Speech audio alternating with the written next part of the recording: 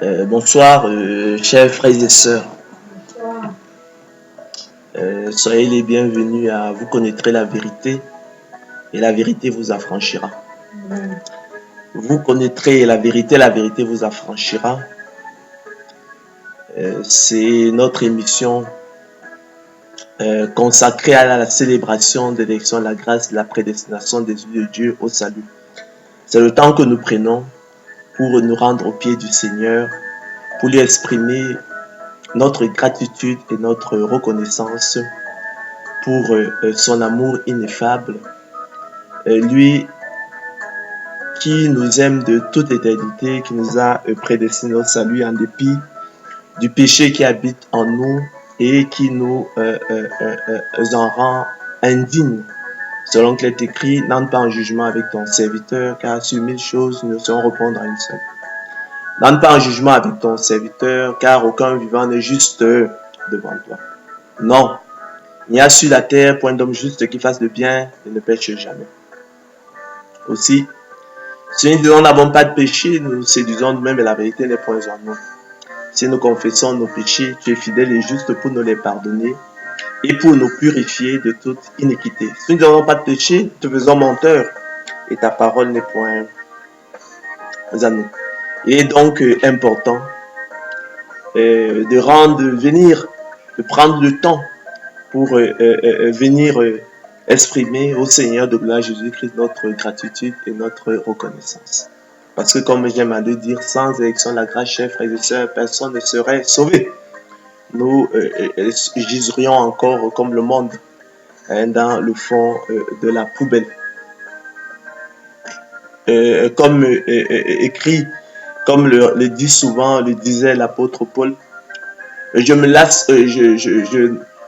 lasse point de vous écrire les mêmes choses, mais pour vous, cela est salutaire. Je ne me lasse point de vous enseigner les mêmes choses, chers frères et sœurs, mais pour vous, cela est salutaire.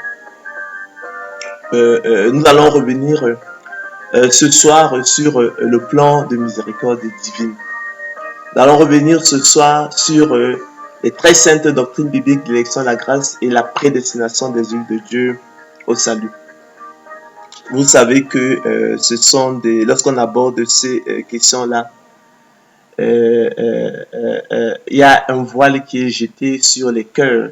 Il y a beaucoup d'incompréhension. Il y a beaucoup effectivement de malentendus, surtout pour le cœur non brisé. Lorsqu'effectivement on sort de ces traditions, de ces milieux-là, où effectivement on nous a nourris du salut par les œuvres.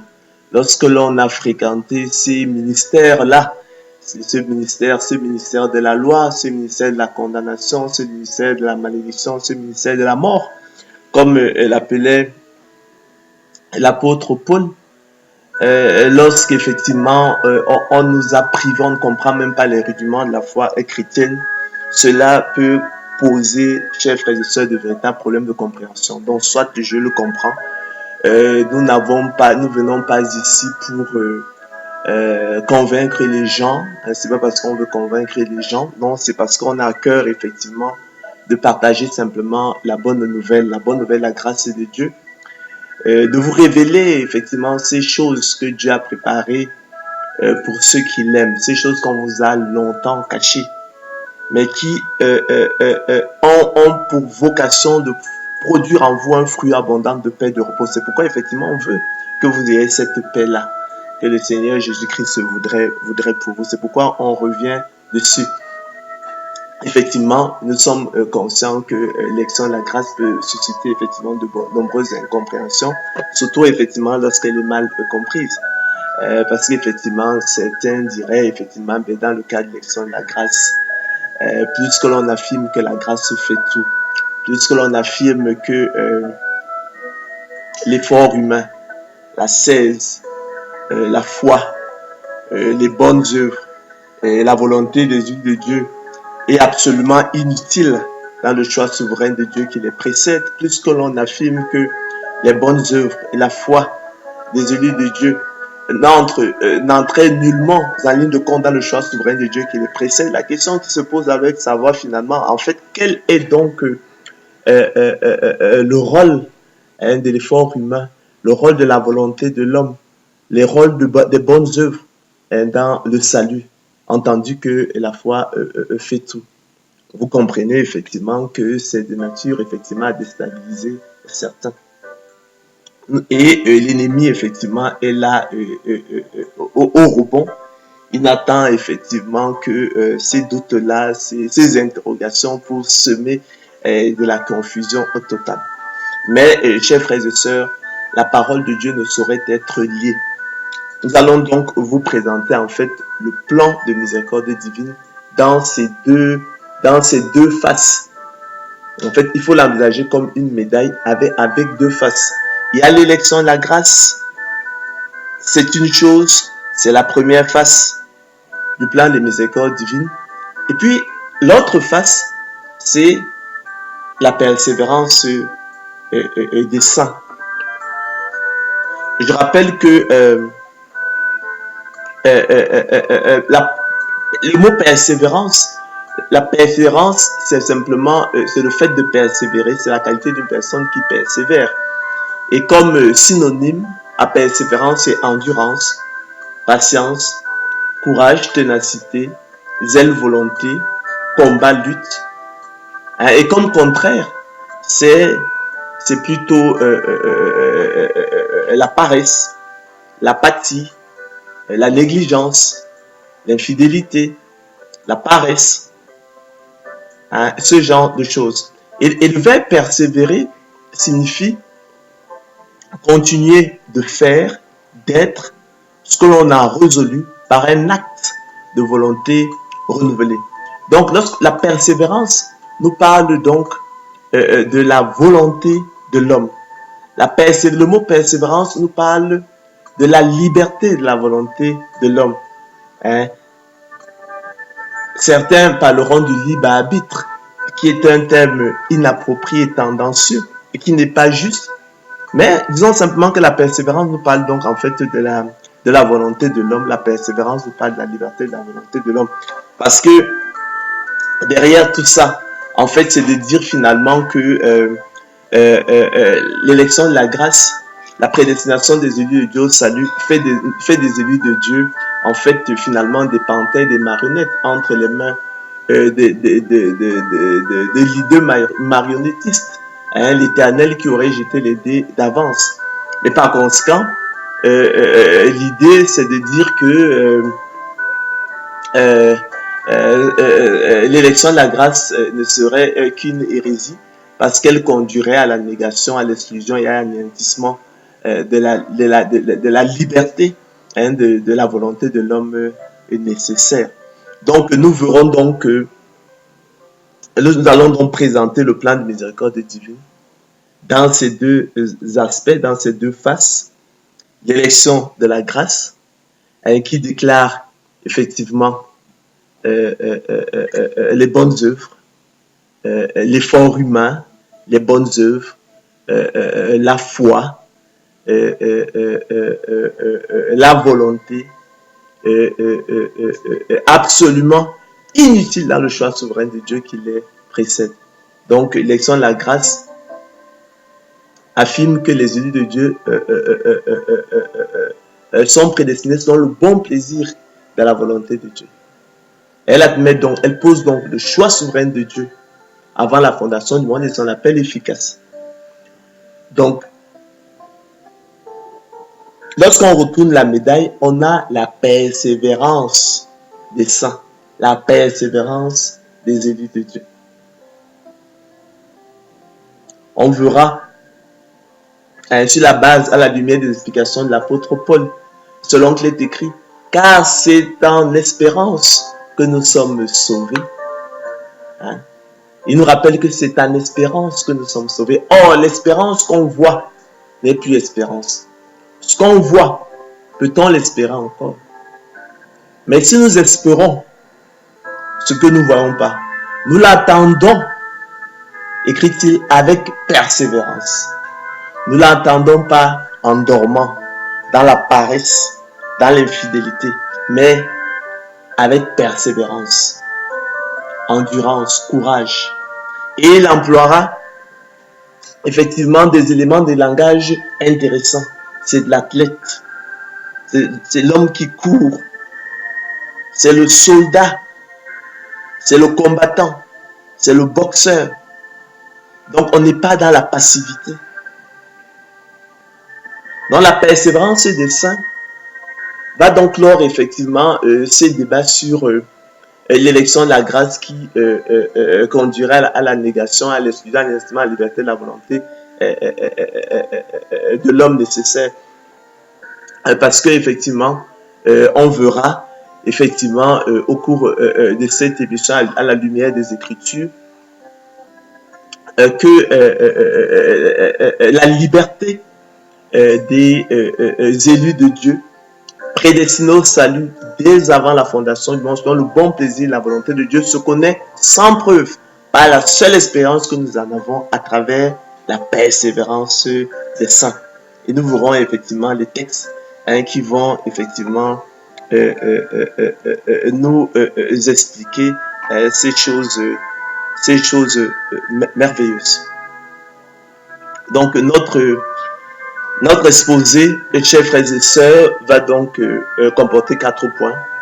Dans un premier temps, on va rappeler, comme disait l'apôtre Paul, si notre évangile est encore voilé, il est voilé pour ceux qui périssent, pour les incrédules. Le don de Dieu de ce siècle a aveuglé l'intelligence, afin qu'ils ne vissent pas briller la splendeur de l'évangile, la gloire de Christ qui est l'image de Dieu. Donc il y a un voile qui est jeté sur les cœurs, et qui crée donc la confusion. On prend, plutôt que de prendre le plan de miséricorde divine dans ces deux aspects, ces deux facettes, ces deux faces, on a tendance à retenir ce que dit l'élection de la grâce. Et puis maintenant, l'homme est un peu perdu, ne voit plus la place de l'effort humain, des bonnes œuvres. Il est un peu perdu, alors, et tout ça, dans sa confusion, il a tendance effectivement à rejeter parce qu'il ne comprend rien, il est plutôt perdu. Donc il y a ce voile qui est jeté sur les cœurs qui nous empêche de tourner la médaille et de voir qu'à côté de l'élection de la grâce, dans le salut des yeux de Dieu par pure grâce divine, la prédestination des yeux de Dieu, dans le bon plaisir de la volonté de Dieu, qui ne regarde pas à nos bonnes œuvres, à notre foi, à notre volonté, mais mais au bon plaisir de la volonté de Dieu. Il y a la persévérance des saints.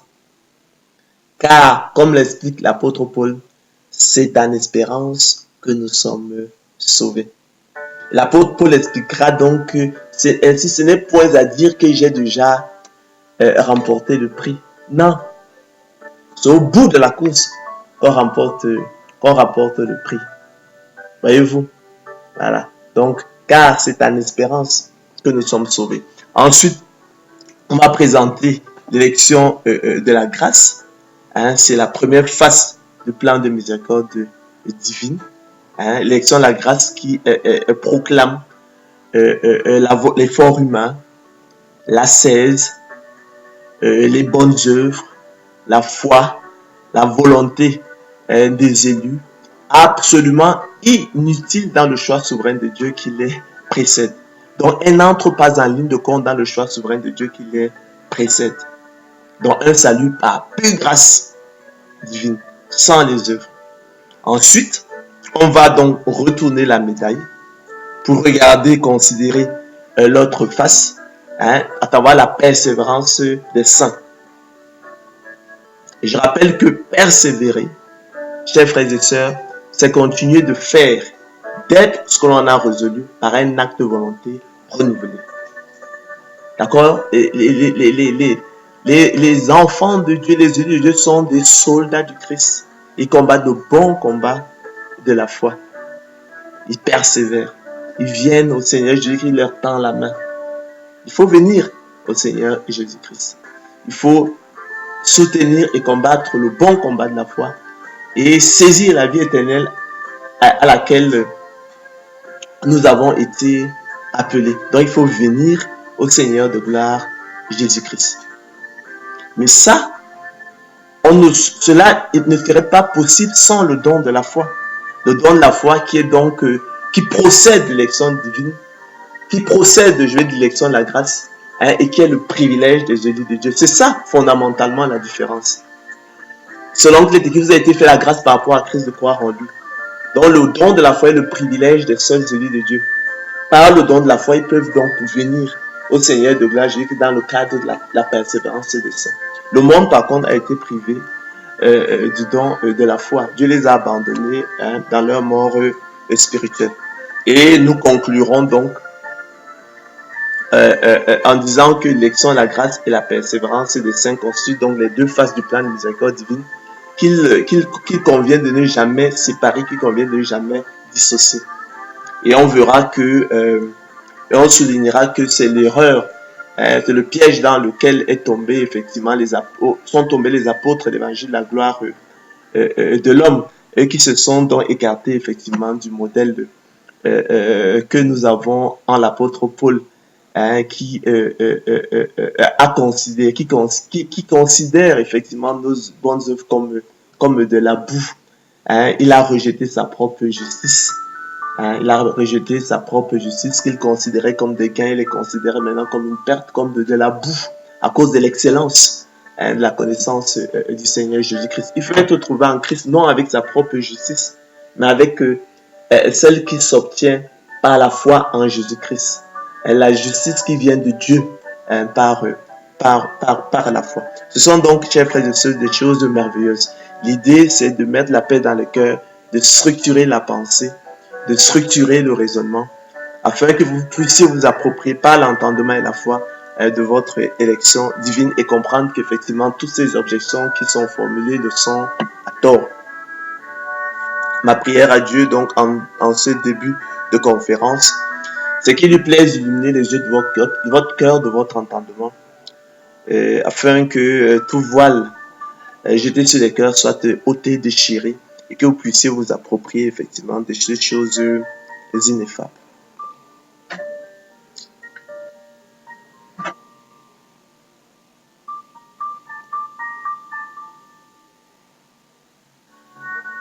Alors, si notre évangile est encore voilé, écrit l'apôtre Paul, il est voilé pour ceux qui périssent, pour les incrédules, dont le Dieu de ce siècle a aveuglé l'intelligence, afin qu'ils ne visent pas briller la splendeur et l'évangile, la gloire de Christ, qui est l'image de Dieu. Lorsqu'on vous annonce l'élection de la grâce, la prédestination des élus de Dieu au salut, mais vous devrez recevoir ces choses avec d'autant plus d'empressement que vous avez senti votre misère spirituelle. Il n'y a pas d'issue en dehors de l'élection de la grâce. Donc c'est la bonne nouvelle, la grâce de Dieu. La bonne nouvelle n'est pas dans la loi. La loi qui est la très sainte parole de Dieu.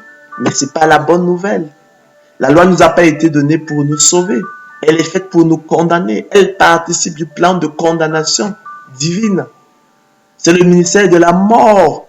C'est le ministère de la malédiction, le ministère de la condamnation. Personne ne sera justifié par les œuvres de la loi. Selon qu'il est écrit, nous savons que tout ce que dit la loi, elle le dit afin que toute bouche soit fermée, que tout le monde soit reconnu coupable devant Dieu. Mais parce qu'un voile est jeté dans le cœur, il y a de la confusion totale. Ainsi, chers frères et sœurs, l'élection de la grâce, en proclamant le choix souverain de Dieu avant la fondation du monde et son appel efficace, en proclamant les bonnes œuvres des élus de Dieu, leur foi et leur mérite imaginaires, absolument inutiles dans le choix souverain de Dieu qui les précède, en proclamant le salut des élus de Dieu par plus grâce divine sans les œuvres, en proclamant, chers frères et sœurs, que les bonnes œuvres des élus de Dieu et leur foi n'ont nullement en ligne de compte dans le choix souverain de Dieu qui les précède, selon qu'il est écrit. Le dessein de l'élection de Dieu subsiste sans dépendre des œuvres et par la seule volonté de celui qui appelle. Romains 9, 11. Est susceptible, chers frères et sœurs, de provoquer des problèmes de compréhension, de nature à susciter et à entretenir le doute, la réserve, la défiance à son égard chez l'homme corrompu d'entendement. En effet, dira quelqu'un, si la grâce fait tout, et nous l'assumons, nous disons que la grâce se fait tôt. Hein? J'ai l'habitude de dire que le don de la foi constitue le déclencheur exclusif du salut et son moteur efficace. Donc, si la grâce fait tôt, quelle serait encore la place de l'effort humain, de l'ascèse et des bonnes œuvres dans le salut? L'élection de la grâce ne risquerait-elle pas d'enfermer les élus de Dieu dans l'apathie complaisante? N'anéantirait-elle pas la loi par la foi? Ne ferait-elle pas des élus de Dieu des pantins et marionnettes entre les mains de Dieu, les deux marionnettistes qui auraient jeté les dés d'avance? Ne conduirait-elle pas à la négation, l'exclusion et l'anéantissement de la liberté et de la volonté de l'homme nécessaire? Pour toutes ces raisons, ne constituerait-elle pas un conte profane et absurde et par conséquent une hérésie à repousser? Par ces accusations, chers frères et sœurs, les hommes entretiennent le doute et la méfiance à l'égard de la bonne nouvelle, la grâce de Dieu, retenant injustement la vérité captive, s'appuyant sur la tradition des hommes, sur les rudiments du monde et non sur la parole de Christ. Les apôtres de l'évangile de la gloire de l'homme font des proies, des victimes par la philosophie et par une vaine tromperie. La bonne nouvelle élection de la grâce, en raison des confusions qu'elle peut susciter dans l'esprit humain corrompu d'entendement, est donc, chers frères et sœurs, susceptible de constituer une pierre d'achoppement et un rocher de scandale. Nous le comprenons parfaitement.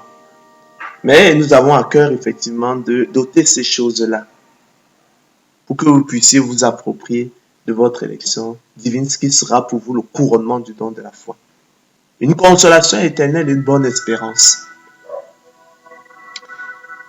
Mais en retournant donc la médaille pour considérer la persévérance des saints, face méconnue du plan de miséricorde divine, et qui atteste de la liberté de la volonté des élus de Dieu, nous renverserons, chers frères et sœurs, ces objections et ces raisonnements, qui s'effondreront alors comme un château de cartes, et nous dévoilerons ainsi que la liberté de la volonté des élus de Dieu, prédestinés au salut dès avant la fondation du monde, selon le bon plaisir de la volonté de Dieu, se connaît sans preuve, par la seule expérience que nous en avons à travers la persévérance des saints, qui au quotidien, comme l'apôtre Paul, soutiennent et combattent le bon combat de la foi, et saisissent la vie éternelle à laquelle ils ont été appelés, selon qu'il est écrit.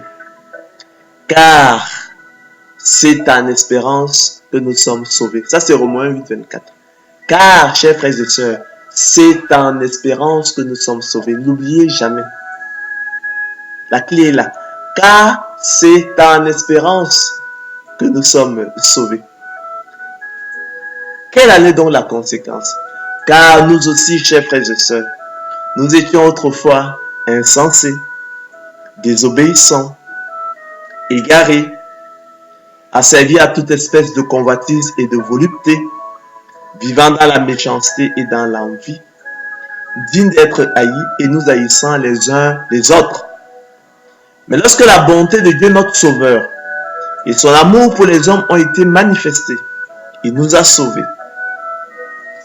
Non à cause des œuvres de justice que nous aurons faites, mais selon sa miséricorde, par le baptême de la régénération et le renouvellement du Saint-Esprit, qu'il a répandu sur nous avec abondance par Jésus-Christ notre Sauveur, afin que, chers frères et sœurs, justifiés par sa grâce, nous devenions en espérance héritiers de la vie éternelle. Or, chers frères et sœurs, l'espérance qu'on voit n'est plus espérance. Ce qu'on voit, peut-on l'espérer encore? Mais si nous espérons ce que nous ne voyons pas, nous l'attendons avec persévérance, courage, endurance, détermination, fidélité, zèle, volonté, lutte, patience, ténacité, fermeté, constance, énergie, attachement. Loin, chers frères et sœurs, de l'abandon, de la désertion, de la capitulation, de la résignation, du laisser-aller, du relâchement, de la paresse, de la négligence, de l'insouciance, de l'infidélité, de la passivité, propre à l'apathie complaisante et au et au fatalisme. Ainsi, comme a pris soin de rappeler l'apôtre Paul, et contrairement à ce que s'imagine généralement et à tort l'esprit humain corrompu d'entendement, ce n'est pas que j'ai déjà remporté le prix. Non. Ce n'est pas que j'ai déjà remporté le prix. Non. Le prix, on le remporte à la fin de la course. Donc, ce n'est pas que j'ai déjà remporté le prix, écrit l'apôtre Paul, ou que j'ai déjà atteint la perfection. Pas sur cette terre, pas durant cette vie. Mais je cours, dit-il, pour tâcher de saisir le Seigneur Jésus-Christ, puisque moi aussi j'ai été saisi par lui. Frère, je ne pense pas l'avoir saisi. Mais je fais une chose, écrit-il, oubliant ce qui est en arrière et me portant vers ce qui est en avant, je cours vers le but pour remporter le prix de la vocation céleste de Dieu en Jésus-Christ. Ne savez-vous pas que ceux qui courent dans le stade courent tous, mais qu'un seul remporte le prix? Courez de manière à le remporter. Tous ceux qui combattent s'imposent toute espèce d'abstinence et le font pour obtenir une couronne corruptible. Mais nous, mais vous, élus de Dieu, faisons-le, faites-le pour une couronne incorruptible.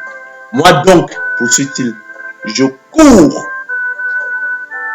non pas comme à l'aventure, je frappe, non pas comme battant l'air, mais je traite durement mon corps et je le tiens assujetti de peur d'être moi-même rejeté après d'avoir prêché aux autres.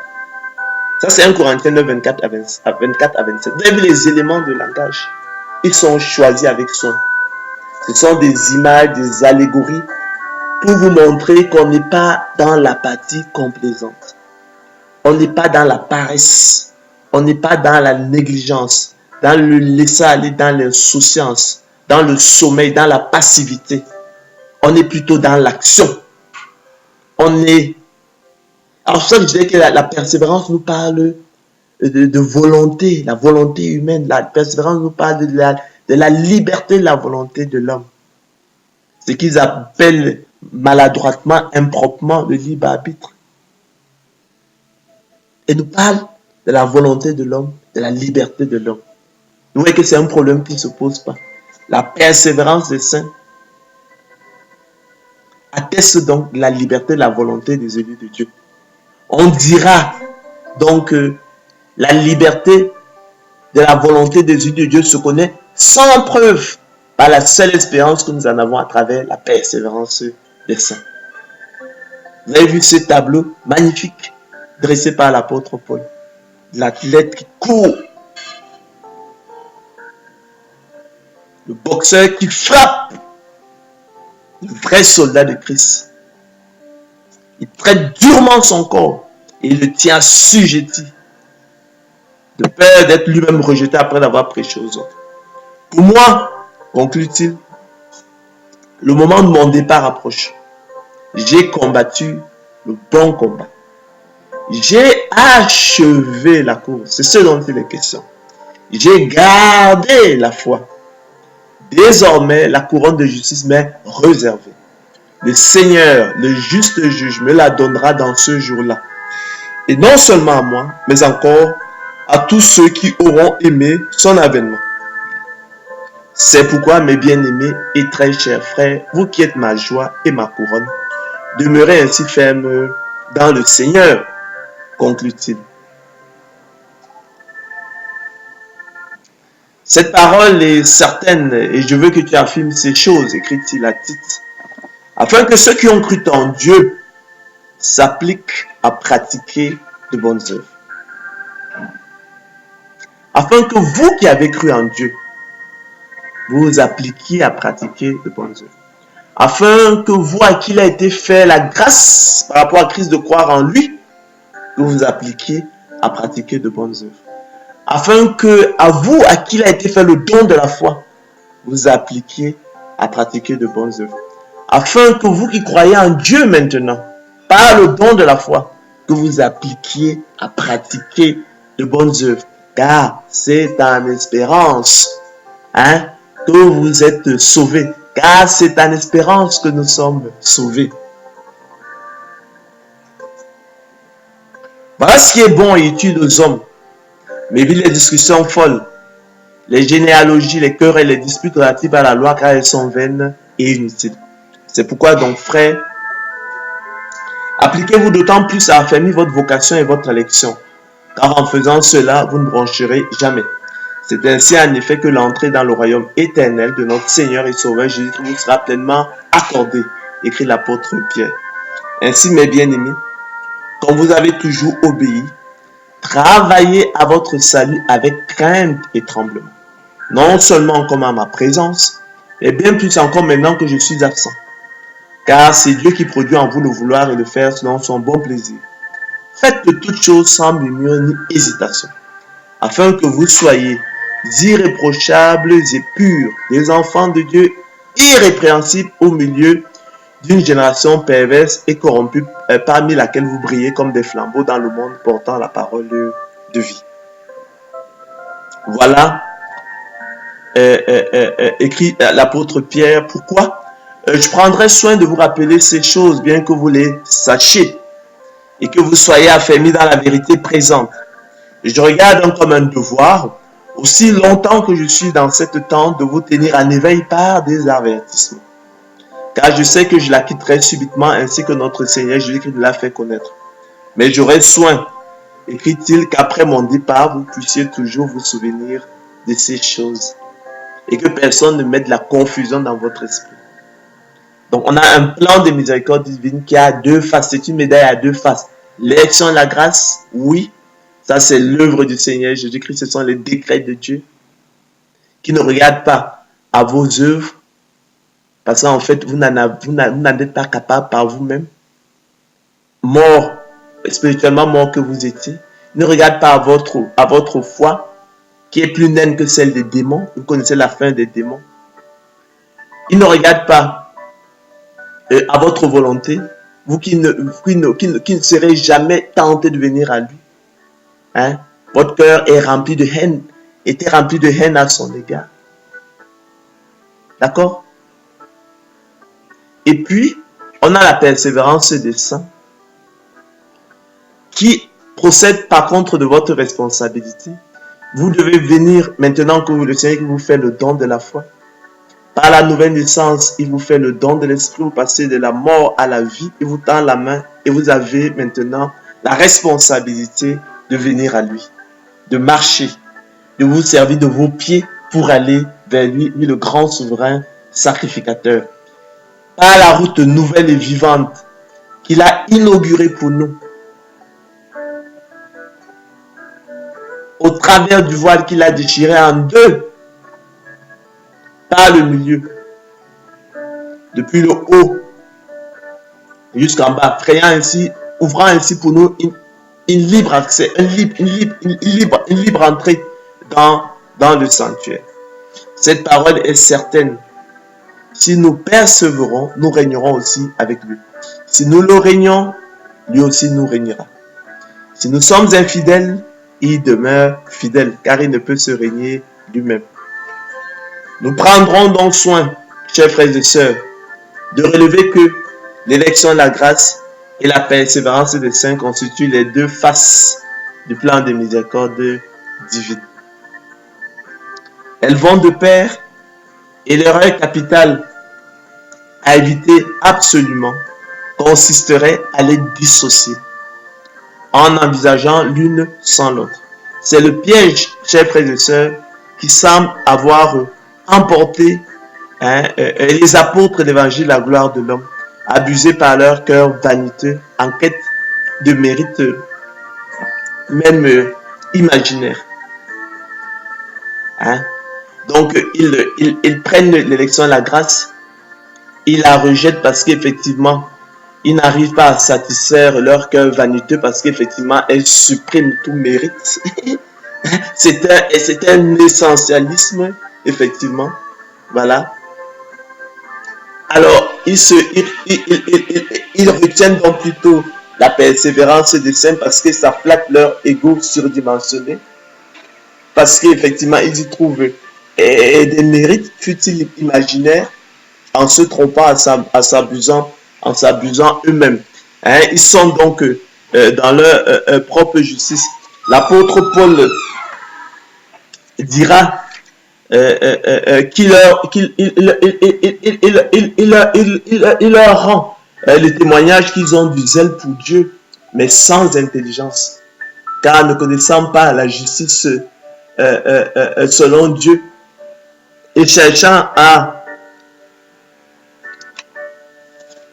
définir et cherchant à... Alors, qu'est-ce que l'apôtre Paul dira? Il dit, je leur rends le témoignage qu'ils ont du zèle pour Dieu, mais sans intelligence, car ne connaissant pas, hein, il dit, ça c'est Romains 10, 2. Je leur rends le témoignage qu'ils ont du zèle pour Dieu, mais sans intelligence. Ne connaissant pas la justice de Dieu et cherchant à établir leur propre justice, ils ne sont pas soumis à la justice de Dieu. Car Christ est la fin de la loi pour la justification de tous ceux qui croient. Ils se sont ainsi, chers frères et sœurs, démarqués. Hein, ils se sont éloignés du modèle que nous avons en l'apôtre Paul, selon qu'il est écrit.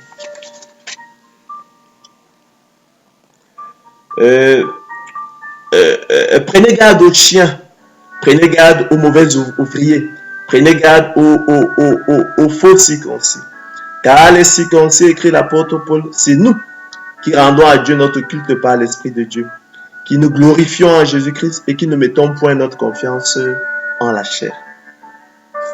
Moi aussi, cependant, écrit-il, j'aurais sujet de mettre ma confiance en la chair.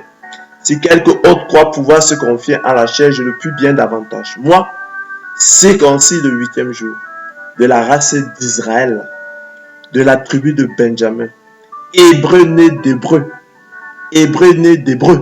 au pluriel, de parents hébreux, père et mère. Quant à la loi pharisien, quant aux zèles persécuteurs de l'Église, irréprochable souligne-t-il à l'égard de la justice de la loi.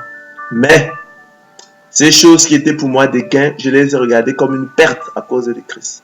Et même, je regarde toutes choses comme une perte à cause de l'excellence de la connaissance de Jésus-Christ, mon Seigneur, pour lequel j'ai renoncé à tout. Et je les regarde comme de la boue, oui, afin de gagner Christ. Et d'être trouvé en lui, non avec ma justice, celle qui vient de la loi, mais avec celle qui s'obtient par la foi en Christ, la justice qui vient de Dieu par la foi. Ils se sont donc éloignés, chers frères et sœurs, du modèle que nous avons dans l'apôtre Paul, qui sont en quête de mérite pour flatter leur cœur vaniteux. C'est pourquoi effectivement, l'élection de la grâce, ils ont ces choses-là en horreur, parce qu'effectivement, elle est incompatible avec toute idée effectivement de mérite. C'est un essentialisme.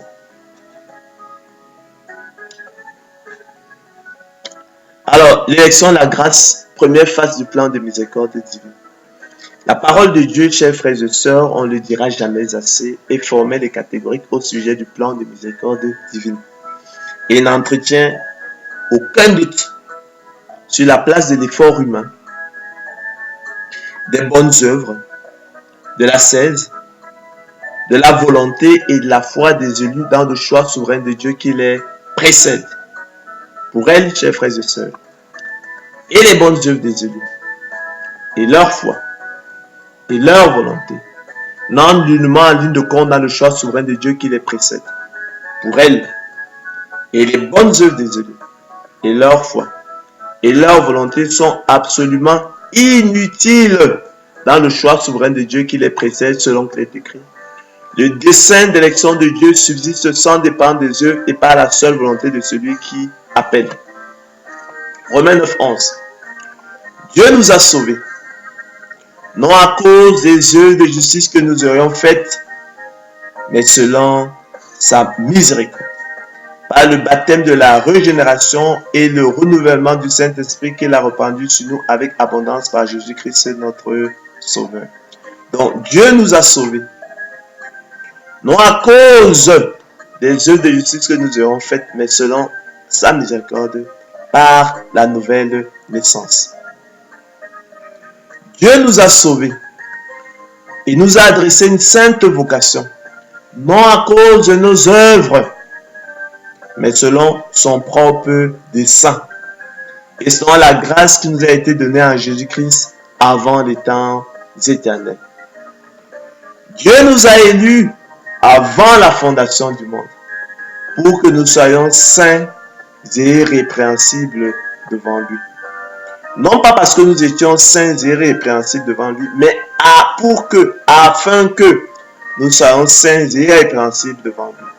Nous ayant prédestinés dans son amour à être ses enfants d'adoption par Jésus-Christ, selon le bon plaisir de sa volonté, à la louange de la gloire de sa grâce qu'il nous a accordée en son bien-aimé.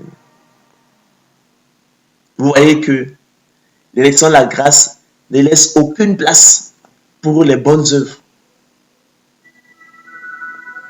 Dans le choix souverain de Dieu qui les précède.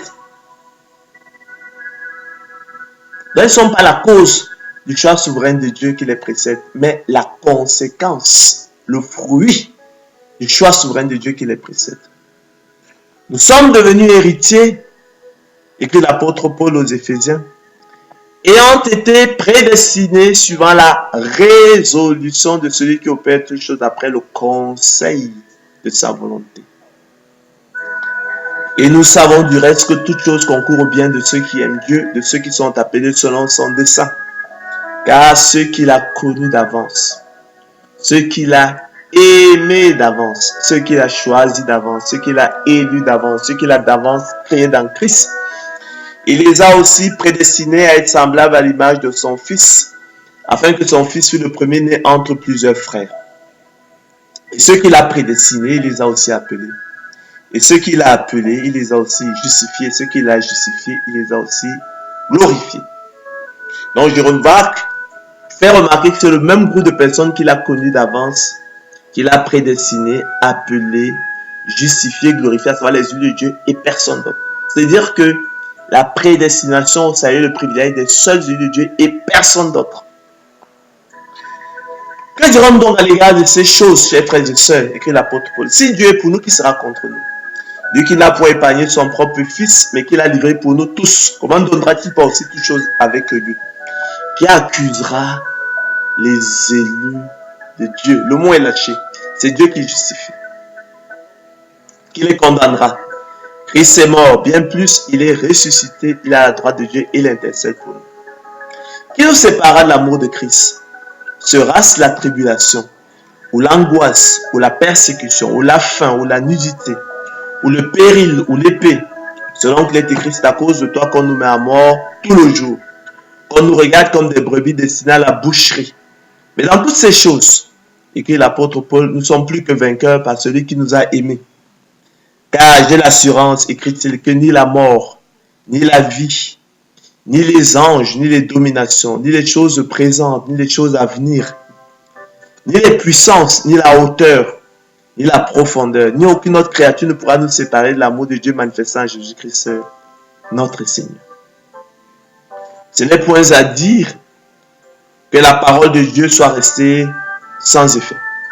Car tous ceux qui descendent d'Israël ne sont pas Israël. Et pour être les enfants d'Abraham, ils ne sont pas tous sa postérité. Mais il est dit, en Isaac sera nommé pour toi une postérité. C'est-à-dire que ce ne sont pas les enfants de la chair qui sont enfants de Dieu, mais que ce sont les enfants de la promesse qui sont regardés comme la postérité. Voici en effet la parole de la promesse. Je reviendrai à cette même époque et Sarah aura un fils. Et de plus, il en fut ainsi de Rebecca qui conçut du seul Isaac notre père. Car quoique les enfants ne fussent pas encore nés, et qu'ils n'eussent fait ni bien ni mal, afin que le dessein d'élection de Dieu subsistât, sans dépendre des œuvres, et par la seule volonté de celui qui appelle, il fut dit à Rebecca, l'aîné sera assujetti au plus jeune. Selon qu'il est écrit, j'ai aimé Jacob et j'ai haï Ésaü. Que dirons-nous donc? Y a-t-il en Dieu de l'injustice?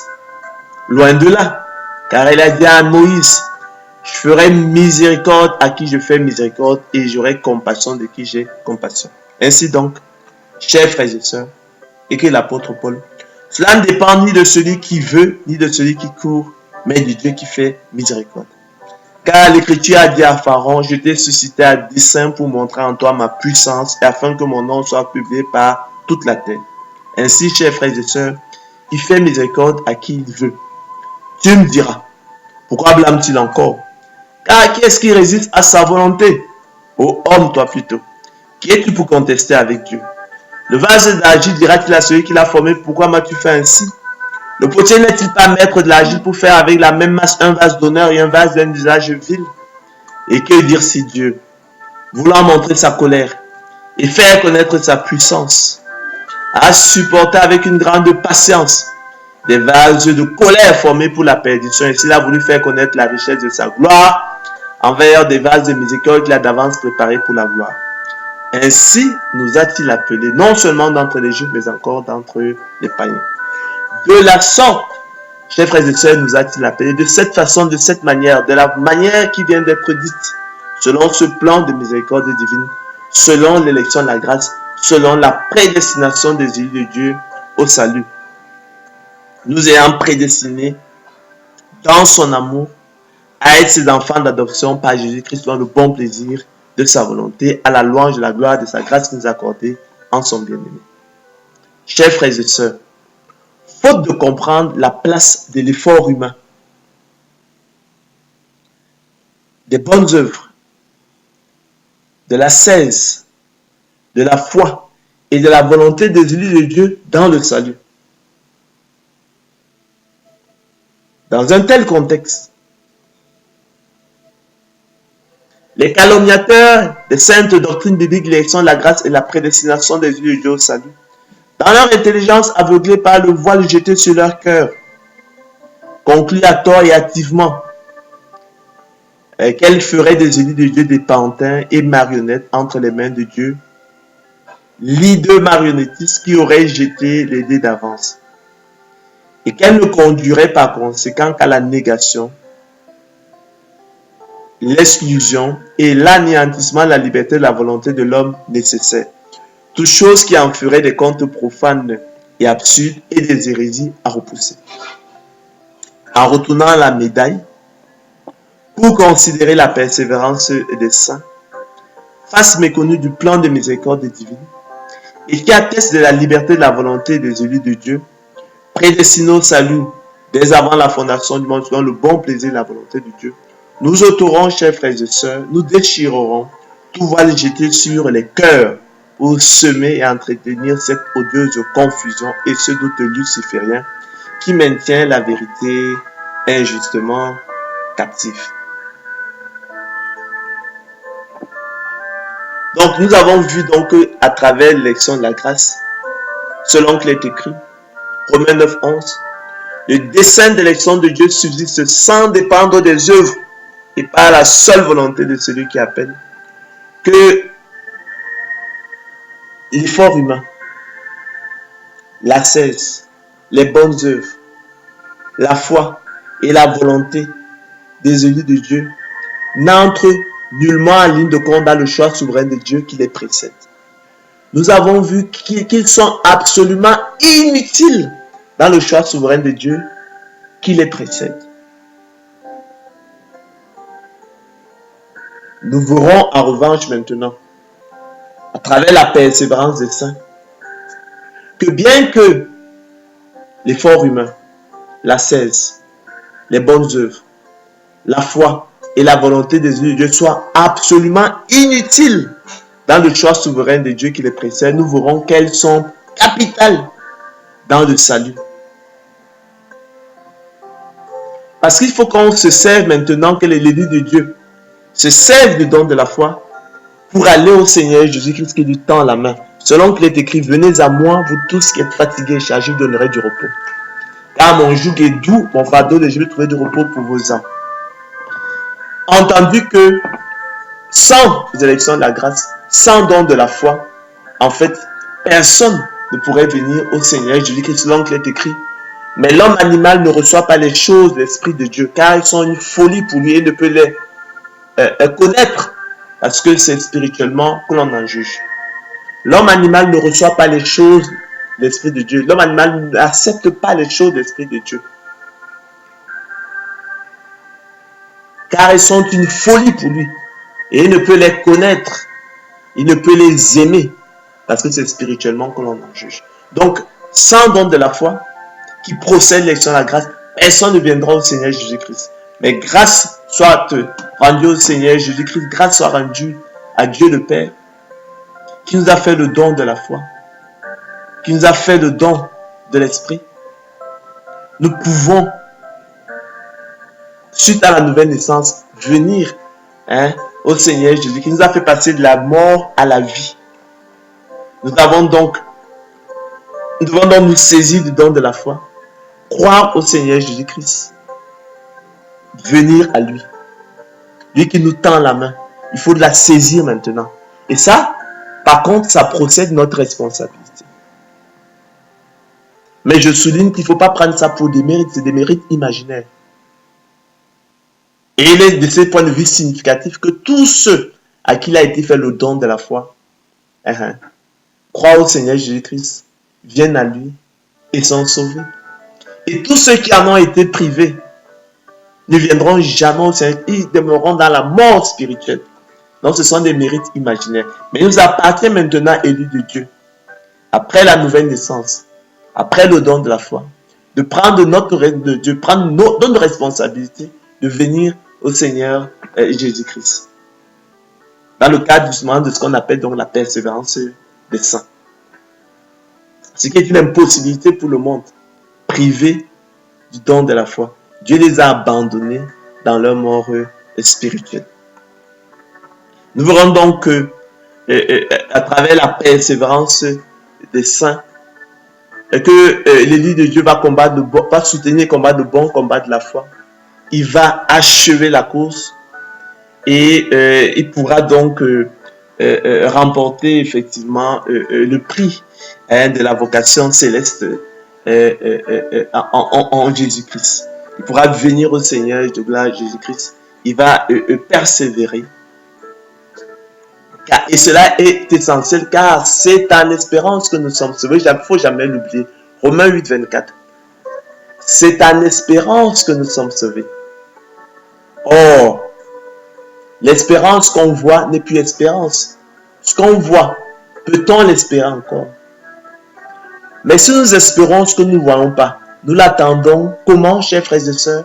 Dans le sommeil, dans le désordre, dans l'infidélité, dans la paresse, dans la négligence, dans l'insouciance? Non. Comment? Avec persévérance. Et j'ai dit que persévérer, c'est continuer de faire, d'être ce qu'on a résolu par un acte de volonté renouvelé.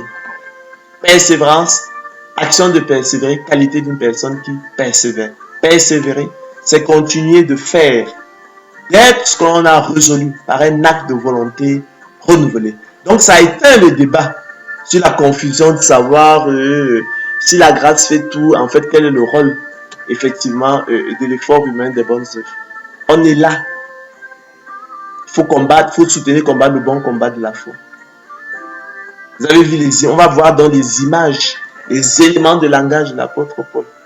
Tout ceci, c'est pourquoi? Parce que c'est en espérance que nous sommes sauvés. C'est en espérance que nous sommes sauvés. Afin que justifiés par sa grâce, nous devenions en espérance, écrit-il à titre, héritiers de la vie éternelle. Donc, car c'est en espérance que nous sommes sauvés. Donc, la persévérance des saints, seconde phase du plan de miséricorde divine. Chers frères et sœurs, nous avons vu donc dans la première partie qu'en entretenant le doute sur la liberté et de la volonté des élus de Dieu, qui ne seraient plus que des panthères marionnettes entre les mains de Dieu, l'idée marionnettiste qui aurait jeté les dés d'avance, les apôtres de l'évangile de la gloire de Dieu, les apôtres de l'évangile de la gloire de l'homme retiennent injustement la vérité captive en insinuant que l'élection de la grâce conduirait à la négation, l'exclusion et l'anéantissement de la liberté et de la volonté de l'homme nécessaire. En retournant donc la médaille, chers frères et sœurs, pour considérer à présent la persévérance des saints, face méconnue du plan de miséricorde divine, et qui atteste de la liberté de la volonté des élus de Dieu. Nous ôterons, chers frères et sœurs, tout voile jeté sur les cœurs pour semer et entretenir la confusion, le doute au sujet de la liberté de la volonté des élus de Dieu et maintenir ainsi la vérité captive. En effet, chers frères et sœurs, comme j'aime à le dire, et comme vous le verrez, la liberté de la volonté des élus de Dieu, prédestinés au salut dès avant la fondation du monde, selon le bon plaisir de la volonté de Dieu, se connaît sans preuve, par la seule espérance que nous en avons à travers la persévérance des saints, qui au quotidien, comme l'apôtre Paul, soutiennent et combattent le bon combat de la foi, et saisissent la vie éternelle à laquelle ils ont été appelés, selon qu'il est écrit. Car c'est en espérance que nous sommes sauvés. Il faut le retenir une fois pour toutes. Romains 8, 24. Car nous aussi, chers frères et sœurs, poursuit-il, nous étions autrefois insensés, désobéissants, égarés, asservis à toute espèce de convoitise et de volupté, vivant dans la méchanceté et dans l'envie. Nous en rougissons encore, dignes d'être haïs et nous haïssant les uns les autres. Mais lorsque la bonté de Dieu notre Sauveur et son amour pour les hommes ont été manifestés, il nous a sauvés. Non à cause des œuvres de justice que nous avons faites. Non, ça n'a rien à voir avec mon frère. Mais selon sa miséricorde. Par la nouvelle naissance. Afin que, justifiés par sa grâce, nous devenions en espérance hériter de la vie éternelle. Oh, chers frères et sœurs, l'espérance qu'on voit n'est plus espérance. Ce qu'on voit, peut-on l'espérer encore? Mais si nous espérons ce que nous ne voyons pas, nous l'attendons avec persévérance. C'est-à-dire courage, endurance, détermination, fidélité, volonté. J'ai parlé d'un acte de volonté renouvelé, zèle, lutte, patience, ténacité, fermeté, constance, énergie, attachement, loin de l'abandon, de la démission, de la désertion, de la capitulation, de la résignation, du laisser-aller, du relâchement, de la paresse, de la négligence, de l'insouciance, de l'infidélité et de la passivité propre à l'apathie complaisante et au fatalisme. Ainsi, chers frères et sœurs, comme a pris soin de rappeler l'apôtre Paul, ce n'est pas que j'ai déjà remporté le prix, non. Le prix, on le remporte à la fin de la course. D'accord? Ou que j'ai déjà atteint la perfection. Mais je cours, dit-il. Il ne dit pas qu'il dort. Il est dans la passivité. Mais je cours, écrit l'apôtre Paul, pour tâcher de saisir le Seigneur de gloire Jésus-Christ qui m'a tendu la main. Puisque moi aussi j'ai été saisi par lui. Frère, je ne pense pas l'avoir saisi. Mais je fais une chose. Oubliant ce qui est en arrière et me portant vers ce qui est en avant, je cours vers le but pour remporter le prix de la vocation céleste de Dieu en Jésus-Christ. Ne savez-vous pas que ceux qui courent dans le stade courent tous, mais qu'un seul remporte le prix? Courez de manière à le remporter. Les éléments de langage de l'apôtre Paul sont fondamentaux. C'est l'athlète, c'est le coureur. On est dans l'action et non dans la passivité. Courez donc de manière à le remporter. Tous ceux qui combattent s'imposent toute espèce d'abstinence et le font pour obtenir une couronne corruptible. Mais nous, faisons-le pour une couronne incorruptible. Moi donc, écrit-il, je cours, non comme à l'aventure.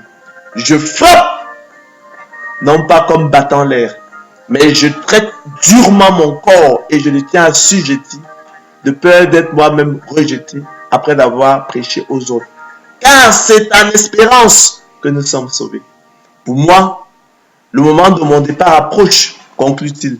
J'ai combattu le bon combat. Oui, j'ai achevé la course, j'ai gardé la foi. Désormais, la couronne de justice m'est réservée.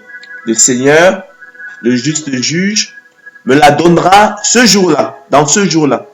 Et non seulement à moi, mais encore à vous tous, chers frères et sœurs, qui auraient aimé son avènement. C'est pourquoi, mes bien-aimés et très chers frères, vous qui êtes ma joie et ma couronne, demeurez ainsi fermes dans le Seigneur, mes bien-aimés. Cette parole est certaine, et je veux que tu affirmes cette chose, afin que ceux qui ont cru en Dieu s'appliquent à pratiquer de bonnes œuvres.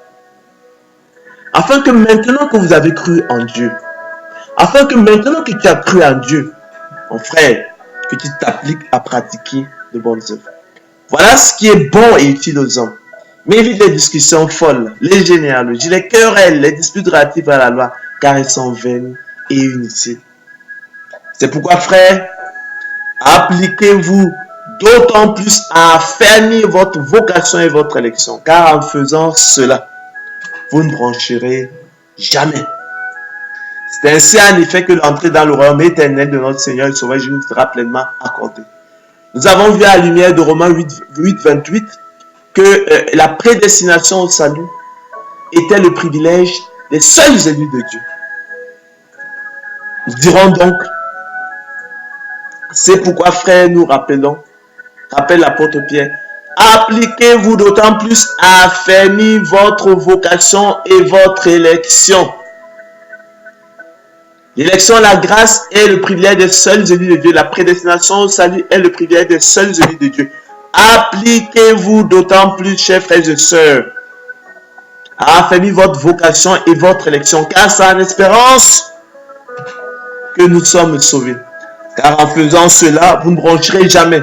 C'est ainsi en effet que l'entrée dans le royaume éternel de notre Seigneur et Sauveur Jésus vous sera pleinement accordée. Ainsi, mes bien-aimés, comme vous avez toujours obéi, écrit l'apôtre Paul, travaillez à votre salut avec crainte et tremblement. Oui, travaillez à votre salut avec crainte et tremblement. Non seulement comme en ma présence, mais bien plus encore maintenant que je suis absent. Car c'est Dieu qui produit en vous le vouloir et le faire, selon son bon plaisir. Faites toutes choses sans murmure ni hésitation, afin que vous soyez irréprochables et purs, des enfants de Dieu, irrépréhensibles au milieu d'une génération perverse et corrompue, parmi laquelle vous brillez comme des flambeaux dans le monde portant la parole de vie. Voilà pourquoi, écrit l'apôtre Pierre, je prendrai soin de vous rappeler ces choses, bien que vous les sachiez et que vous soyez affermis dans la vérité présente. Et je regarde comme un devoir, écrit-il, aussi longtemps que je suis dans cette tente, de vous tenir en éveil par des avertissements. J'aurais dit à l'apôtre Pierre, oui, et qui n'oublie même pas que la verge de l'Éternel fera son œuvre. Le châtiment de l'Éternel fera son œuvre, parce que l'Éternel châtie ceux qu'il aime. Oui, même la verge va se servir même de la verge de l'Éternel. Oui, pour les maintenir, pour les garder sur le droit chemin. Oui. Donc, mais pour ceux qui veulent éviter le châtiment de l'Éternel, la verge de l'Éternel, oui, qu'ils les écoutent donc l'avertissement de l'apôtre Pierre. Car je sais que je la quitterai subitement, ainsi que notre Seigneur Jésus-Christ me l'a fait connaître. Mais j'aurai soin qu'après mon départ, vous puissiez toujours vous souvenir effectivement de ces choses. Aussi, mes frères, regardez comme un sujet de joie complète les diverses épreuves auxquelles vous pouvez être exposés, sachant que l'épreuve de votre foi produit la patience, la persévérance. Mais il faut que la patience, la persévérance accomplissent parfaitement son œuvre afin que vous soyez parfaits et accomplis sans faillir en rien. Maintenant, puisqu'il le faut, vous êtes attristés pour un peu de temps par diverses épreuves, afin que l'épreuve de votre foi, plus précieuse que l'or périssable qui cependant est éprouvée par le feu, ait pour résultat la louange, la gloire et l'honneur lorsque Jésus-Christ apparaîtra. On parle de repentance dont on ne se repent jamais.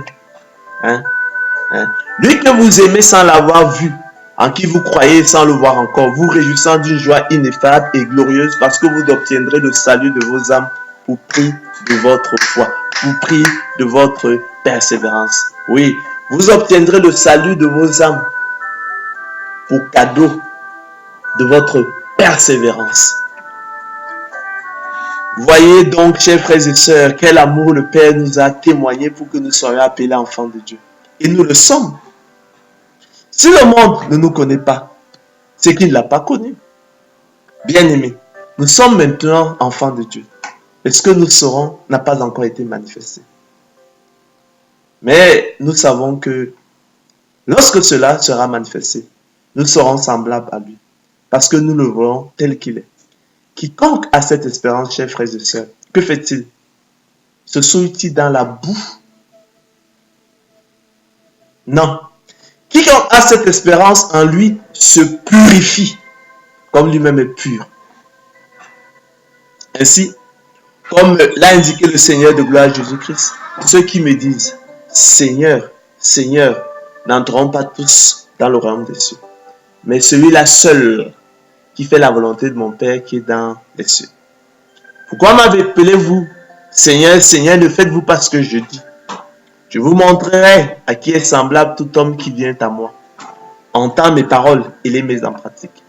Il est semblable, chers frères et sœurs, à un homme qui, bâtissant une maison, a creusé profondément et a posé le fondement sur le roc.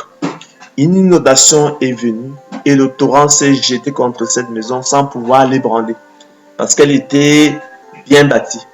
Mais celui qui entend et ne met pas en pratique est semblable à un homme qui a bâti une maison sur la terre sans fondement. Le torrent s'est jeté contre elle aussitôt, elle est tombée. Et la ruine de cette maison a été grande. C'est pourquoi aussi, chers frères et sœurs, si nous gardons ces commandements, par là, nous savons que nous l'avons connu. Celui qui dit « je l'ai connu » et qui ne garde pas ses commandements, croyez-moi, chers frères et sœurs, écrit l'apôtre Jean, est un menteur, tout simplement. C'est un menteur. Et la vérité n'est point en lui. Mais celui qui garde sa parole, l'amour de Dieu est véritablement parfait en lui. Oui. Par là, nous savons que nous sommes en lui. Celui qui dit qu'il demeure en lui doit marcher comme lui il a marché. Car l'amour de Dieu consiste à garder ses commandements. C'est par là d'ailleurs, chers frères et sœurs, que l'on reconnaît les enfants de Dieu et les enfants du diable. Oui. Ainsi donc, prenez garde que personne ne fasse de vous sa proie, chers frères et sœurs, par la philosophie et par une vaine tromperie, s'appuyant sur la tradition des hommes, sur les rudiments du monde, et non sur Christ. Oui. Car c'est en espérance que nous sommes sauvés, selon qu'il est écrit. Car nous aussi, nous étions autrefois insensés, désobéissants, oui, égarés, asservis à toute espèce de convoitise et de volupté, vivant dans la méchanceté et dans l'envie, dignes d'être haïs et nous haïssant les uns les autres. Mais lorsque la bonté de Dieu notre Sauveur et son amour pour les hommes ont été manifestés, il nous a sauvés, non à cause des œuvres de justice que nous aurions faites, mais selon sa miséricorde, par le baptême de la régénération et le renouvellement du Saint-Esprit, qu'il a répandu sur nous avec abondance par Jésus-Christ notre Sauveur, afin que, justifiés par sa grâce, nous devenions en espérance hériter la vie éternelle. Or, l'espérance qu'on voit n'est plus espérance. Ce qu'on voit, peut-on l'espérer encore? Mais si nous espérons ce que nous ne voyons pas, nous l'attendons avec persévérance, chers frères et sœurs. Endurance, détermination, fidélité, courage, volonté, zèle, lutte, patience, ténacité, fermeté, constance, énergie, attachement, loin de l'abandon, de la démission, de la désertion, de la capitulation, de la résignation, du laisser-aller, du relâchement, de la paresse, de la négligence, de l'insouciance, de l'infidélité et de la passivité, propre à l'apathie complaisante et au fatalisme. Ainsi, comme a pris soin de relever l'apôtre Paul, et contrairement à ce que s'imagine généralement et à tort l'esprit humain corrompu d'entendement, ce n'est pas que j'ai déjà remporté le prix, non. ou que j'ai déjà atteint la perfection, non. Mais je cours pour tâcher de saisir le Seigneur de gloire Jésus-Christ. Puisque moi aussi j'ai été saisi par lui. Puisqu'il me tend la main. Frère, je ne pense pas l'avoir saisi, mais je fais une chose. Oubliant ce qui est en arrière et me portant vers ce qui est en avant, je cours vers le but pour remporter le prix de la vocation céleste de Dieu en Jésus-Christ. Ne savez-vous pas que ceux qui courent dans le stade courent tous, mais qu'un seul remporte le prix? Courez de manière à le remporter. Tous ceux qui combattent s'imposent toute espèce d'abstinence et le font, chers frères et sœurs, pour une couronne corruptible. Mais nous, chers frères et sœurs, faisons-le pour une couronne incorruptible. Moi donc, écrit l'apôtre Paul, pour ce qui me concerne, écrit l'apôtre Paul, je cours, non pas comme à l'aventure. Je frappe, non pas comme battant l'air, mais je traite durement mon corps et je le tiens assujetti, de peur d'être moi-même rejeté après d'avoir prêché aux autres. Pour moi, le moment de mon départ approche. J'ai combattu le bon combat. J'ai achevé la course, c'est ce dont il est question. J'ai gardé la foi. Désormais, la couronne de justice m'est réservée. Le Seigneur de gloire Jésus-Christ, le juste juge, me le donnera dans ce jour-là. Et non seulement à moi, mais encore à vous tous qui aurez aimé son avènement. C'est pourquoi, mes bien-aimés et très chers frères, vous qui êtes ma joie et ma couronne, écrit l'apôtre Paul aux Philippiens, demeurez ainsi fermes dans le Seigneur, mes bien-aimés. Cette parole, chers frères et sœurs, est certaine. Et je veux que tu affirmes ces choses, écrit l'apôtre Paul à Tite, afin que ceux qui ont cru en Dieu s'appliquent à pratiquer de bonnes œuvres. Afin que maintenant que vous avez cru en Dieu, vous appliquiez à pratiquer de bonnes œuvres. Afin que vous, à qui il a été fait le don de la foi, vous appliquiez à pratiquer de bonnes œuvres. Voilà ce qui est bon, chers frères et sœurs, utilisons.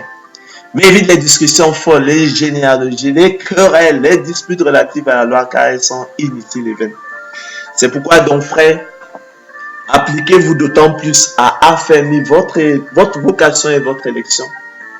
Votre élection qui est votre privilège. L'élection, la grâce est le privilège des seuls élus de Dieu. La prédestination des élus de Dieu, c'est le privilège des seuls élus de Dieu. Appliquez-vous donc à affermir, chers frères et sœurs, votre vocation et votre élection. Car en faisant cela, vous ne broncherez jamais. C'est ainsi en effet que l'entrée dans le royaume éternel de notre Seigneur et Sauveur Jésus sera pleinement accordée. Ainsi, mes bien-aimés, comme vous avez toujours obéi, travaillez à votre salut avec crainte et tremblement. Car c'est en espérance que nous sommes sauvés. Non seulement comme à ma présence, mais bien plus encore maintenant que je suis absent, écrit l'apôtre Paul. Car c'est Dieu qui produit en vous le vouloir et le faire selon son bon plaisir. Faites toutes choses sans murmure ni hésitation, afin que vous soyez irréprochables et purs, des enfants de Dieu irrépréhensibles, au milieu d'une génération perverse et corrompue, parmi laquelle vous brillez comme des flambeaux dans le monde portant la parole de vie. Voilà pourquoi, écrit l'apôtre Pierre, je prendrai soin de vous rappeler ces choses, bien que vous les sachiez et que vous soyez affermis dans la vérité présente. Et je regarde comme un devoir, aussi longtemps que je suis dans cette tente, de vous tenir en éveil par des avertissements. Car je sais que je la quitterai subitement, ainsi que notre Seigneur Jésus qui me l'a fait connaître. Mais j'aurai soin qu'après mon départ, vous puissiez toujours vous souvenir de ces choses-là. C'est pour votre bien, c'est afin que la verge de l'Éternel ne s'attarde pas trop sur vous, parce qu'il châtie ceux qu'il aime, pour qu'ils marchent sur le droit chemin. Oui, il a des moyens. Il y a la verge de fer d'Éternel, cette verge avec laquelle il pètera les nations. Il va châtier tous les récalcitrants. Il va les châtier pour qu'ils marchent sur le droit chemin. Tous les élus pour qu'ils marchent sur le droit chemin. Lorsque les cœurs sont très endurcis. Mais ce sera une repentance dont ils ne se repentiront jamais. Une repentance en salut dont on ne se repent jamais. Ils glorifieront le Seigneur pour cela. Et persévéreront.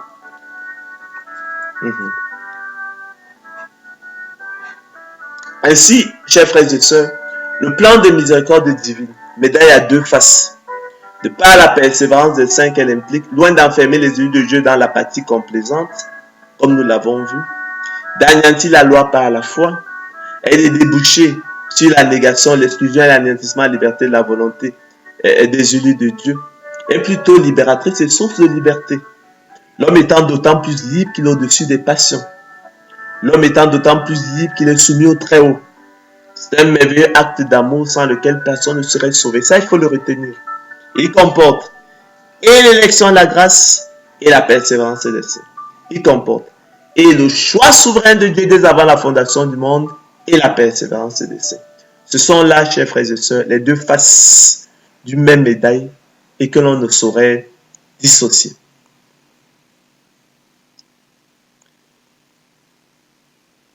L'élection de la grâce, chers frères et sœurs, et la persévérance des saints constituent donc les deux faces du plan de miséricorde divine. Elles vont de pair, chers frères et sœurs, et l'erreur capitale à éviter absolument consistera à les dissocier en envisageant l'une sans l'autre. C'est le piège, je l'ai dit en début de notre conférence, qui semble avoir emporté les apôtres d'évangile de la gloire de l'homme, abusés par leur cœur vaniteux, en quête de mérite même imaginaire. Ils ont voulu rejeter l'élection de la grâce, la première facette du plan de miséricorde divine, parce qu'ils n'ont pas trouvé de place pour leur mérite. Ils ont trouvé des mérites imaginaires dans la persévérance des saints. Oui, mais ils ont rejeté l'élection de la grâce, ils ont rejeté le plan de miséricorde divine. Ils se sont éloignés du modèle que nous avons en l'apôtre Paul selon qu'il est écrit. Prenez garde aux chiens, prenez garde aux mauvais ouvriers, prenez garde aux faux circoncis. Car les circoncis, c'est nous qui rendons à Dieu notre culte par l'Esprit de Dieu. Pas par l'Esprit de l'homme, pas par la sagesse de l'homme, mais par l'Esprit de Dieu. Qui nous glorifions en Jésus-Christ et non de notre propre justice. Et qui ne mettons point notre confiance en la chair. Moi aussi, écrit l'apôtre Paul, cependant, j'aurais sujet de mettre ma confiance en la chair. Si quelque autre croit pouvoir se confier en la chair, je le puis bien davantage. Moi, circoncis le 8e jour, de la race d'Israël, de la tribu de Benjamin, hébreu né d'hébreu au pluriel, donc de père et de mère, hébreu. Quant à la loi pharisien, quant aux ailes persécuteurs d'église, irréprochable à l'égard de la justice de la loi. Lorsque les gens nous entendent parler, ils croient que en fait nous sommes affalés dans l'apathie complaisante, dans l'infidélité, la négligence, de laisser aller, les choses semblables. Mais nous sommes en fait encore plus nous sommes plus grands, sommes les meilleurs observateurs des commandements du Seigneur, et pas comme le font les hypocrites. Nous ne sommes pas dans l'hypocrisie, mais nous sommes les meilleurs observateurs de ces choses. Mais nous savons que ça n'est que de la boue. Nous avons senti notre misère, nous savons que ça n'est que de la boue. Nous savons que notre salut, nous le tenons de notre élection divine. Nous le tenons de notre prédestination au salut selon le bon plaisir et la volonté de Dieu. Lui qui nous a fait le don de la foi.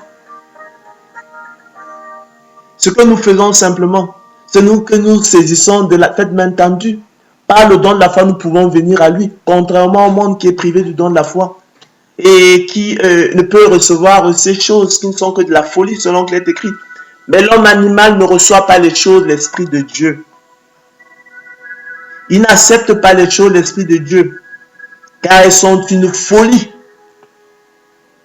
Et il ne peut les connaître, il ne peut les aimer parce que c'est spirituellement qu'on en juge. Non, mais l'homme animal ne reçoit pas les choses de l'Esprit de Dieu, car ils sont une folie pour lui. Et il ne peut les connaître parce que c'est spirituellement qu'on en juge. Ça, c'est 1 Corinthiens 2, 13. 1 Corinthiens 2, 13. Selon 1 Corinthiens 2, 14, selon que c'est écrit. Mais l'homme animal ne reçoit pas les choses de l'Esprit de Dieu, car elles sont une folie pour lui. Et il ne peut les connaître parce que c'est spirituellement qu'on en juge. Donc, mais l'homme animal ne reçoit pas les choses de l'Esprit de Dieu. L'homme animal n'accepte pas les choses de l'Esprit de Dieu car elles sont une folie pour lui. Et il ne peut les connaître. Il ne peut les aimer parce que c'est spirituellement qu'on en juge. Donc, mais l'homme animal ne reçoit pas les choses de l'Esprit de Dieu car elles sont une folie pour lui. Et il ne peut les connaître parce que c'est spirituellement qu'on en juge. C'est l'état du monde. Sans le don de la foi, l'appel général est sain et inefficace. Ce qui rend l'appel interne particulier, ce qui rend l'appel interne particulier efficace, c'est le don de la foi. C'est ce qui distingue dans les élus des autres. Mais nous provenons du fond de la même poubelle. Donc, moi aussi, cependant, j'aurais sujet de mettre ma confiance en la chair. Si quelqu'un autre croit pouvoir se confier à la chair et que l'apôtre Paul, je le puis bien davantage. Moi, circoncis le 8e jour, de la race d'Israël, de la tribu de Benjamin, un hébreu pur, hébreu né d'hébreu, on met ça au pluriel, donc de mère hébreuse, de père hébreu, hébreu né d'hébreu. Quant à la loi, pharisien, quant aux ailes, persécuteurs d'église, irréprochable, celui qui n'a l'égard de la justice de la loi. Mais ces choses qui étaient pour moi des gains, je les regardais comme une perte à cause de Christ. Lorsque le Saint-Esprit nous a convaincus de péché, nous sentons notre misère. Ces choses-là, notre propre justice, on est conscient que ça n'est que de la bouffe sans valeur. Et même je regarde toutes choses comme une perte à cause de l'excellence de la connaissance de Jésus-Christ, mon Seigneur, pour lequel j'ai renoncé à tout. Et je les regarde comme de la bouffe afin de gagner Christ et d'être trouvé en lui. Non avec ma justice, celle qui vient de la loi, mais avec celle qui s'obtient par la foi en Christ, la justice qui vient de Dieu par la foi. Ainsi, chers frères et sœurs, bien que la grâce se fasse tout, la place de l'effort humain et des bonnes œuvres dans le salut des yeux de Dieu est décisive et capitale. Bien que n'ayant aucun mérite dans le salut, la responsabilité, le rôle des yeux de Dieu dans le salut est décisif et capital. Autrement, ils apparaîtraient comme des pantins et des marionnettes, accréditant ainsi les calomnies des Arméniens. Gloire soit à Dieu, chers frères et sœurs, tel n'est pas le cas. Car, on ne le dira jamais assez, c'est en espérance que nous sommes sauvés, selon qu'il est écrit. Car nous aussi, nous étions autrefois, ne l'oubliez pas, insensés, désobéissants, égarés, chers frères et sœurs, à servir à toute espèce de convoitise et de volupté. Ah, nous en rougissons encore. Vivant dans la méchanceté et dans l'envie, dignes d'être haïs et nous haïssant les uns les autres. Mais lorsque la bonté de notre Sauveur et son amour pour les hommes ont été manifestés, il nous a sauvés, chers frères et sœurs. Non à cause des œuvres de justice que nous aurions faites. Non, n'a pas regardé à ça. Elle n'existait même pas. Nous n'en étions même pas capables. Mais selon sa miséricorde, par la nouvelle naissance, afin que, justifiés par sa grâce, nous devenions, en espérance, héritiers de la vie éternelle. Oh, chers frères et sœurs, écrit la poursuite-t-il dans ses explications. L'espérance qu'on voit n'est plus espérance. Ce qu'on voit, peut-on l'espérer encore? Mais si nous espérons ce que nous ne voyons pas, nous l'attendons avec persévérance.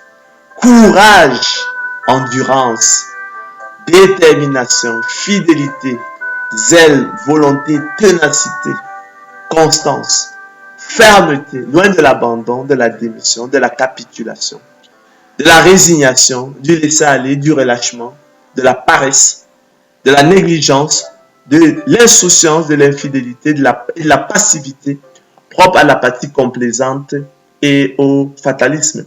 Ainsi, chers frères et sœurs, ce n'est donc pas que j'ai déjà remporté le prix. Ce n'est pas que nous avons déjà remporté le prix, élu de Dieu. Non. Ou que nous avons déjà atteint la perfection. Non.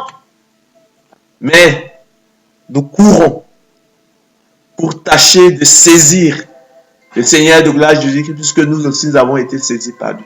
Frère, je ne pense pas l'avoir saisi, mais je fais une chose. Oubliant ce qui est en arrière et me portant vers ce qui est en avant, je cours vers le but pour remporter le prix de la vocation céleste de Dieu en Jésus-Christ.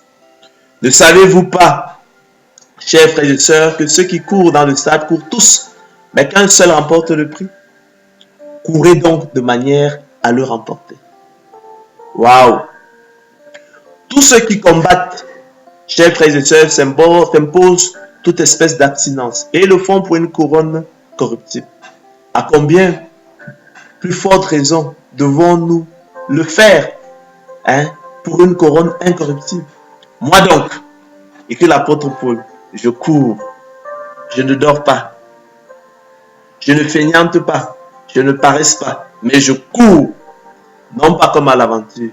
Je frappe, je combats, non pas comme battant l'air, mais je traite durement mon corps et je le traite assujetti, de peur d'être moi-même rejeté après d'avoir prêché aux autres.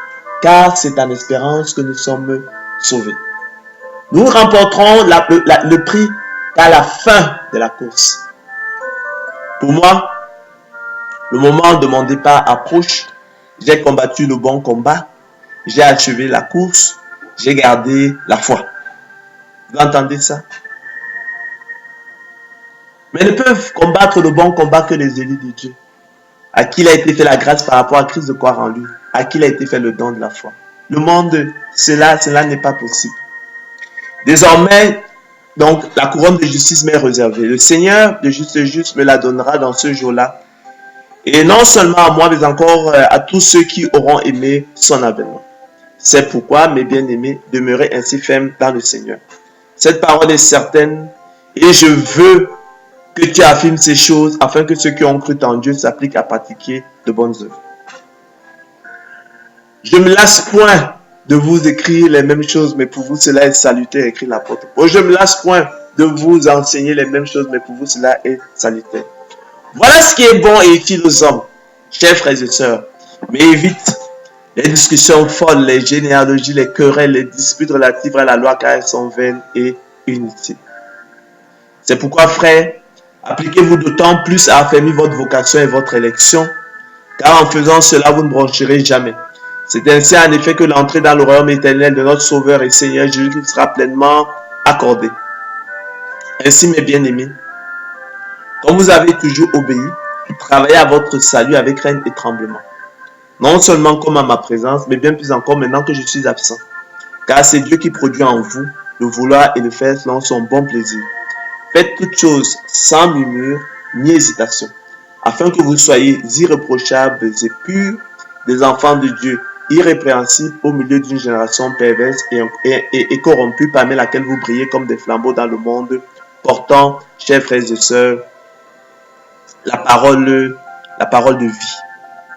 Ainsi, chers frères et sœurs, la persévérance des saints, face méconnue du plan de miséricorde divine, atteste de la liberté de la volonté des élus de Dieu, qui loin d'être des pantins et marionnettes entre les mains de Dieu, l'idée marionnettiste, qui aurait jeté les idées d'avance, persévèrent au quotidien, chers frères et sœurs, en soutenant et en combattant le bon combat de la foi. Travaillent à leur salut avec crainte et tremblement, affermissant leur élection et leur vocation afin que l'entrée dans le royaume éternel de notre Seigneur et Sauveur Jésus leur soit pleinement accordée, car c'est en espérance que nous sommes sauvés. Ainsi, chers frères et sœurs, pour reprendre Arthur Pink, la présence de la grâce chez l'île de Dieu ne rend pas sa persévérance superflue. C'est pourtant, chers frères et sœurs, l'une des déductions absurdes, insensées, que les apôtres de l'évangile de la gloire de l'homme s'empressent de tirer, eux qui clament haut et fort que s'il est absolument certain que Dieu préservera son peuple de l'apostasie définitive, il n'est donc pas nécessaire que celui-ci persévère. C'est comme si, chers frères et sœurs, nous dispensions de respirer sous prétexte que Dieu nous a donné le souffle. C'est une absurdité. Ou comme si le roi Ézéchias n'avait plus besoin de manger et de boire parce que Dieu avait promis de prolonger sa vie de 15 ans. C'est comme si, chers frères et sœurs, l'athlète se dispensait de courir, le basketteur de sauter, l'alpiniste de grimper, le footballeur de taper dans le ballon. Et l'homme face au danger de s'enfuir sous prétexte que Dieu lui avait donné des jambes. Hein? Et que s'il n'y mettait pas des efforts, effectivement, comme par enchantement, il allait sauter, taper dans le ballon et s'enfuir. Et le militaire, en temps de guerre, d'ouvrir le feu sous prétexte qu'il tient une arme dans la main. C'est comme si l'enfant assoiffé se dispensait de boire sous prétexte qu'il a une gourde pleine d'eau dans le sac. Chers frères et sœurs, chaque fois que Dieu accorde sa grâce souveraine, il accompagne d'un esprit de sagesse qui évite à l'homme régénéré de raisonner de façon absurde.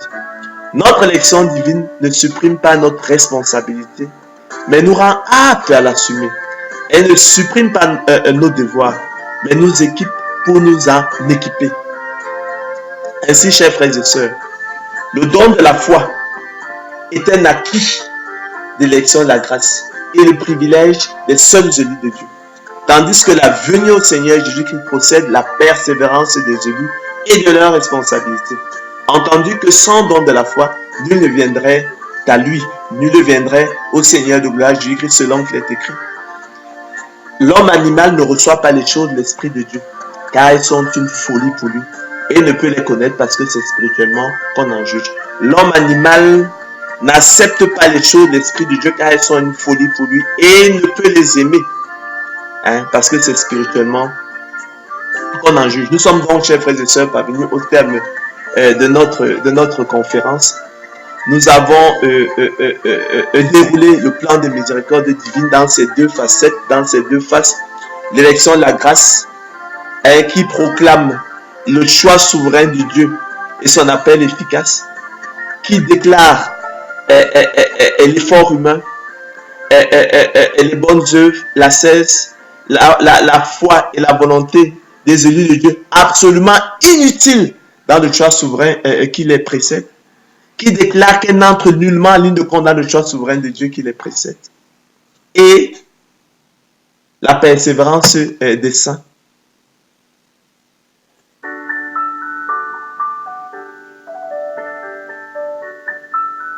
qui implique effectivement que l'élu de Dieu soutiennent et combattent le bon combat de la foi et saisissent la vie éternelle à laquelle il a été appelé. Saisissent la main tendue du Seigneur Jésus-Christ, qui viennent à lui, lui qui a maintenant, qui a frayé pour nous une route nouvelle et vivante, par le voile qu'il a déchiré à la croix en deux, depuis le haut jusqu'en bas, ouvrant ainsi pour nous une libre entrée dans le sanctuaire. Nous avons, nous, élus de Dieu, par le don de la foi, à venir au grand souverain sacrificateur selon l'ordre de Melchisédek. C'est ça la persévérance. Il faut que nous venions. Le monde, il faut les laisser dans son égarement. Le Seigneur les a privés du don de la foi. Nous, par contre, il nous a fait le don de la foi. Venez donc à lui. Selon qu'il est écrit, juste sous-entendez sa voix, n'endurcissez pas vos cœurs. Tel est donc le plan de miséricorde divine. Il ne laisse donc, lorsque on prend ces deux aspects, ces deux faces, l'élection de la grâce, la persévérance des saints, il ne laisse plus aucune place effectivement pour ces calomnies, ces objections selon laquelle effectivement il ferait, l'élection de la grâce ferait des élus de Dieu des pantins, des marionnettes, qu'elle déboucherait effectivement sur la négation, l'anéantissement et l'exclusion de la liberté de l'homme nécessaire. Elle est plutôt libératrice, source de liberté. Nous sommes donc parvenus au thème de notre conférence, que l'honneur, la gloire reviennent au Seigneur Jésus-Christ seul. Chers frères et sœurs, comme l'a dit l'apôtre Paul, je ne me lasse point de vous écrire les mêmes choses, mais pour vous cela est salutaire. Je ne me lasse point de vous enseigner les mêmes choses, mais pour vous cela est salutaire. Cette parole est certaine et je veux que tu affirmes ces choses afin que ceux qui ont cru en Dieu s'appliquent à pratiquer de bonnes œuvres. afin que maintenant que tu as cru en Dieu, mon frère et ma soeur, que tu t'appliques à pratiquer de bonnes œuvres. Maintenant que le Seigneur Jésus t'a fait le don de la foi, que tu t'appliques à pratiquer de bonnes œuvres, car l'amour de Dieu consiste à garder ses commandements. Voilà ce qui est bon et utile aux hommes, mais évite les discussions folles, les généalogies, les querelles, les disputes relatives à la loi, au sexe des anges, car elles sont vaines et inutiles. Bonne soirée et à la prochaine.